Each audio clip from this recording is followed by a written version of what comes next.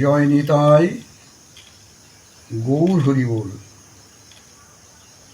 বৃন্দাবন থেকে বলছি। প্রতিদিন আমাদের এই চ্যানেলে কিছু ভাগবতীয় কথা আলোচিত হয়ে থাকে শাস্ত্র সিদ্ধান্ত অনুযায়ী। আপনারা আনন্দ পাচ্ছেন, দেখছেন, শুনছেন, জানছেন, যেটা সম্পূর্ণভাবে ভক্তিপথের সহায়ক। আজকে আমাদের আলোচনার বিষয় কলিকালে তীর্থসমূহের মাহাত্ম্য। কলিকালে তীর্থসমূহের মাহাত্ম্য নষ্ট হচ্ছে কিভাবে?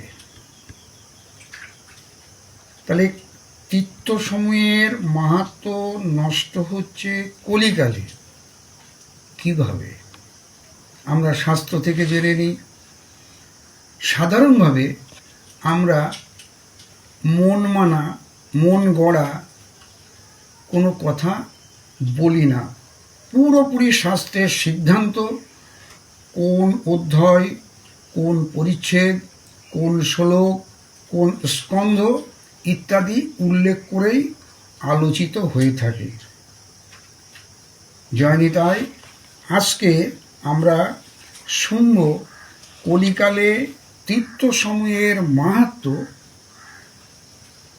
নষ্ট হচ্ছে কিভাবে। এর উত্তরটা আমরা পেয়েছি শ্রীমদ্ ভাগবত মহাপুরাণ ব্যাসদেবকৃত মাহাত্ম্য প্রথম অধ্যায় ৭২ নম্বর শ্লোক। আমরা আস্বাদন করব ৭২ থেকে ৭৬ নম্বর শ্লোক। ৭২ নম্বর শ্লোকে কি বলছেন? অত্যুগ্র ভূরি কর্মাণ নাস্তিকা রৌরবা জনা তেহপি তিষ্ঠন্তি তীর্থেষু তীর্থ সারস্তত গতা। এ হলো শ্লোকটা। আমরা সব শ্লোক পড়তে গেলে ভিডিও বড় হয়ে যাবে, এই জন্যে একটা শ্লোক আস্বাদন করলাম। এর বাংলায় কি বলছেন? তীর্থ সকলে নানা রকম অত্যন্ত ঘোর কুকর্মকারী নাস্তিক ও নারকী সব মানুষ বাস করছে। এর ফলে তীর্থ সকলের মাহাত্ম্য নষ্ট হয়ে যাচ্ছে। কারা বাস করছেন তাদের সম্বন্ধে একটু বলা হয়েছে। তাহলে মাহাত্ম্য নষ্ট হলো কেন? বলছেন তীর্থ সকলে নানা রকম ঘোর, অত্যন্ত ঘোর কুকর্মকারী নাস্তিক ও নারকী সব মানুষ বাস করছে।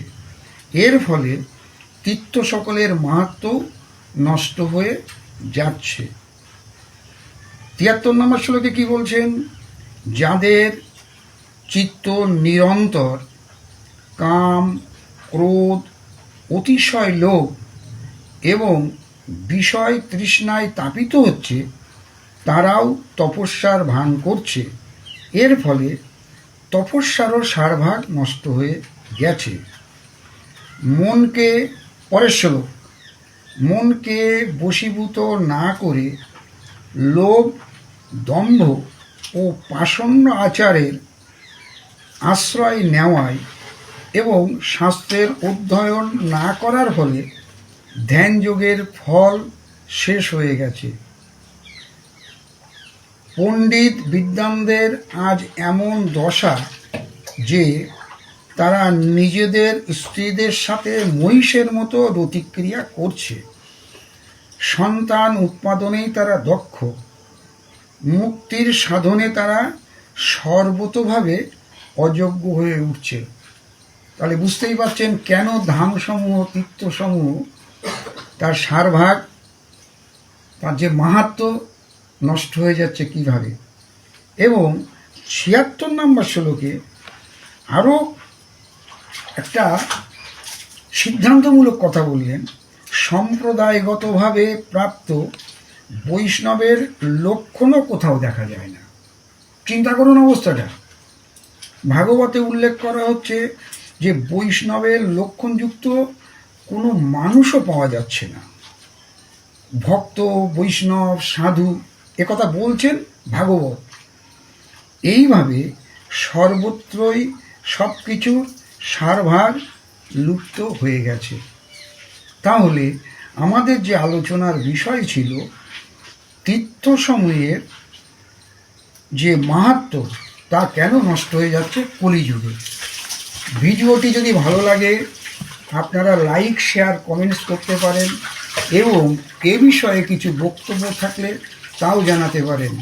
আপনাদের সবার কৃষ্ণ ভক্তি লাভ হোক, আপনারা ভক্তিপথে অগ্রসর হন এবং এই অধমকে কৃপা করবেন, তারও যেন একটু কৃষ্ণ ভক্তি লাভ হয়। জয় নিতাই, গৌর হরিবোল, জয় শ্রী রাধে শ্যাম।